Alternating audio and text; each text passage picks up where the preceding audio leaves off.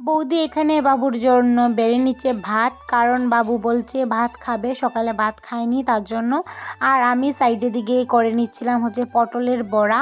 আর এখানে পটলের বড়া করার সময় যখন এক সাইডে হয়েছিল, যখন আমি উল্টে দিচ্ছিলাম তখন আমার শরীরের মধ্যে পড়ে গেছিলো একটু তেল। আর আমার মুখ দেখে বুঝতে পারছো যে আমার শরীরে তেল পড়েছে। তারপরে বৌদি বলছে যে দাও দাও এখন আমি একটু করি, তুমি তো অনেক সময় করলে। তারপরে বৌদি এখানে উল্টে পাল্টে সবগুলা নামাচ্ছিল, আর আমি সাইডে বসে বসে না, দাঁড়িয়ে দাঁড়িয়ে ভিডিও করছিলাম। আর সবগুলা রান্না তো কমপ্লিট হয়ে গেছে, তো ভাবছি তোমাদের সঙ্গে শেয়ার করে নিই আমি কিভাবে থালটা সুন্দর করে সাজাবো, তোমাদের সঙ্গে শেয়ার করছি।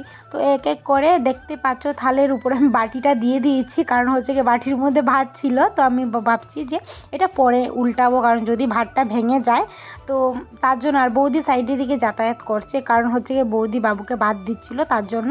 আর আমি এক এক করে সবগুলা দিয়ে দিচ্ছিলাম গুছিয়ে।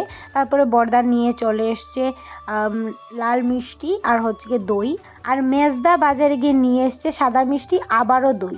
তো দুটো দইয়ের কৌটা হয়ে গেছে। আর এইখানটাতে আমি চিকেন একটু খেয়ে দেখছিলাম কেমন হয়েছে, খেয়ে দেখছি যে লবণ ঠিক আছে কি না।